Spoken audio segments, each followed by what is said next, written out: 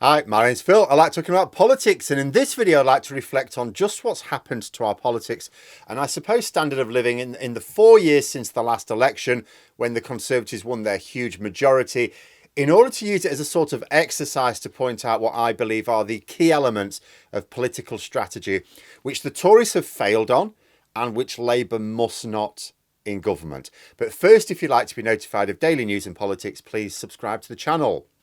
So, 4 years since the last general election, where the Conservative Party won a very large majority, certainly by their recent standards, and which promised a lot to various groups of voters that they were appealing to. The majority of the population, according to polling, now want a general election no later than next spring. And as people only care about having a general election sooner rather than later when they want to use it to change the government, that's not really a sign the government are winning people over. Then there's the voting intention polls. The gap has been substantial for Labour for over a year. And when you look at the long-term trend, there's not been a gap like this for anything like this sustained period of time, since those records began in 2010 anyway. So all the available evidence is that people want an election, and they want an election to change the government. So what happened?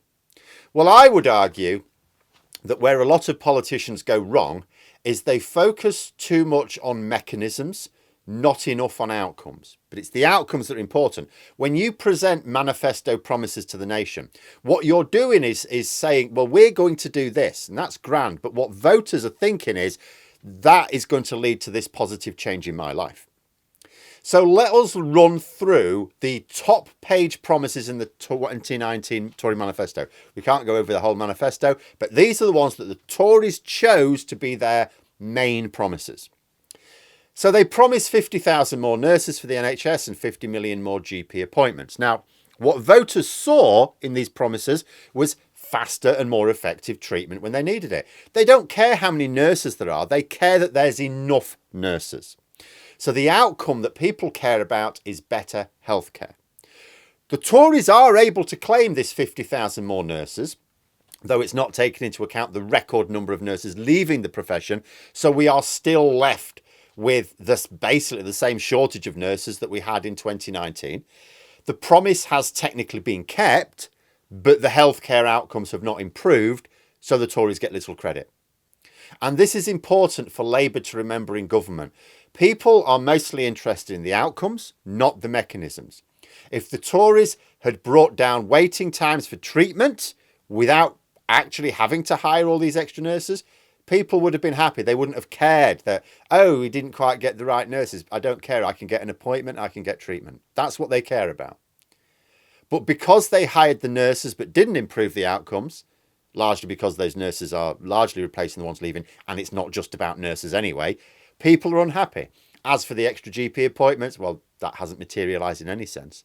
But again, what do voters care about? Not how many appointments are available, but whether they can get one or not. It's not how many extra you add on. It's, is it enough? It's always, is it enough? If I ring the GP, can I get an appointment? Right now, you cannot be guaranteed an appointment. And I don't mean you can't be guaranteed an appointment that day. You can't be guaranteed an appointment at all. You can ring up, get through the queue, get your details taken. This happened to my partner yesterday, and then be told, sorry, no appointments. When Labour in power, there was a guarantee of appointment within 48 hours. The next promise was more police and tougher sentencing for criminals. Now, they claimed to have met this 20,000 more police, but it's still fewer per capita than when Labour were in power. Plus, they've replaced experienced officers for inexperienced and in some cases unsuitable ones. To meet their target, they recruited applicants who'd already failed the process, those with addiction problems, those with criminal records. When Yvette Cooper put this to the policing minister, they had no answer. There was no denial. There was no justification for it. All they cared about is, well, we've met our target. We've met our target. That's all they cared about. As for the tougher sentencing, ministers recently had to tell judges to stop sentencing altogether for a while because they'd run out of prison space. Because courts have been closed down, in some cases started to fall down, it takes so long for many cases to come to trial, years, that sentencing has become meaningless. And the outcome is that crime is up. The Tories try to claim that crime is down if you exclude fraud, but We're not excluding fraud. Apart from anything else, it's the single most common form of crime. But you don't get to exclude, oh, crime is down if you don't count all this crime. No, you don't get to do that. Crime is up under the Tories. And it's because, although they can technically say they met this promise, although it was very late on, because those promises were about mechanisms and not outcomes, they failed to win over the public because the public want the outcomes, which highlights another learning point. So obviously policymakers, they have to focus on outcomes, a mechanism, sorry. I'm not saying, oh, your mechanisms aren't important. They're vital. You can't get the outcomes by waving a magic wand. You need some way of achieving it. Well, that's a mechanism. But if you've got the wrong mechanism, you don't get the desired outcome. The Tories chose mechanisms to promise, not on the basis of whether or not they would lead to the outcomes that voters wanted, but on the basis of what would be easy to do, what would require the least effort.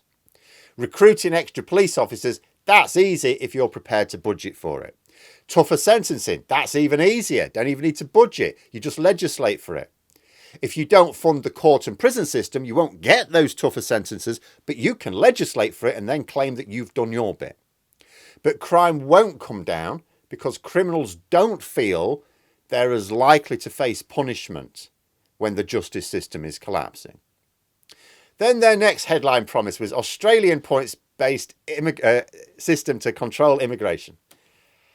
Now the news is all about record levels of net migration. So good one. We've already talked a lot about that recently. Don't need to go further. Next was millions more invested in education and infrastructure while controlling debt.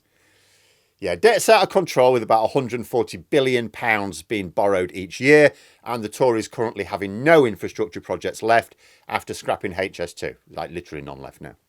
So the borrowing cannot even be said to be an investment in the future. As for education, the government are currently trying to claim that international results are higher under the Tories. Gillian Keegan, I think it was yesterday, certainly very recently saying, under Labour, educational standards fell, under the Tories they've risen. This is a complete lie. PISA score for maths has gone down under the Tories, reading score stayed exactly the same. In fact, the Lords has just released a report calling for the scrapping of most of the Tories' educational reforms because they're so damaging. Next was reaching net zero. Nice one. Sunak has just cancelled a load of net zero policies and not implemented any new ones, unless you count giving oil companies more tax breaks as a net zero policy. He does. I'm not sure many do. Finally, that they would not raise income tax, VAT or national insurance. Well, income tax has gone up a lot and it's continuing to go up in real terms over the next few years. So what you had from their headline promises, Boris Johnson's guarantee was a series of commitments, most of which have not been met. And even when they can claim they've met that commitment, because it was the wrong mechanism, or it wasn't tied to other mechanisms that were necessary. It was just aimed at winning votes instead of fixing problems. They didn't result in the outcomes that attracted those votes in the first place. Because it's easy to say where the Tories went wrong, it's because they're too greedy or too cruel. But the reality is that neither of these have stopped them winning elections in the past. You can't even point to the infighting. There was horrendous infighting in 2019. Still won the election. Where they went wrong was in not delivering any outcomes. Try to think of anything that is better now than it was in 2019. Something where there'd be an objective measure, not a feeling. Oh, I feel more sovereign. No, something where you can measure it. Unless you count billionaires becoming more billionaire-y, I think you'll struggle. Healthcare outcomes are down. School and hospitals buildings are literally falling down. Waterways are now so polluted it's putting people's lives in danger. The standard of our food is down, but the costs are way up. Housing's in a mess. We've got no industrial strategy. As for Boris Johnson's guarantee, it seems he couldn't even guarantee to still be Prime Minister 3 years after publishing that manifesto. It actually only took 3 years from the date of that election to move on to their third leader of what should have been a really stable parliament, large majority. But 4 years after the election, and Rishi Sunak is choosing to mark the anniversary with a vote which, if lost, could mean the Tories are soon looking for a fourth leader in the space of a year and a half. In many ways, easy to come up with an appealing manifesto. It's not guaranteed to win, because your opponents will also find it easy to publish an appealing manifesto. But actually producing one is easy. What is less easy is producing one which, if it wins, allows you to win the following election as well. Because a good manifesto is aimed at helping you to win 2 elections, not just one. The 2019 Tory manifesto failed to do that. Like Johnson himself, it was all about solving an immediate problem and worrying about the long term later. That is ultimately why they failed. Yes, the Tories are greedy and cruel. Yes, their leaders were feckless and held the public in contempt. But that hasn't stopped them winning elections in the past, and it won't in the future, unless we change our system. Where they ultimately failed was in failing to prepare a manifesto for the following election as well. They leaned too heavily on Brexit, which was not going to help them at the following election, too heavily on the fear factor of Nicola Sturgeon and Jeremy Corbyn, as you can see, neither of whom are a feature of this upcoming election. It was a manifesto written to win a single election, and so it should come as no surprise to them that that's all they're going to get. But there we are. Those are my thoughts. Let me know yours in the comments below. Hope you found the video interesting. If you did, please click the like button. And if you'd like to support the channel further, the join button for memberships. And until next time, I'll see you later.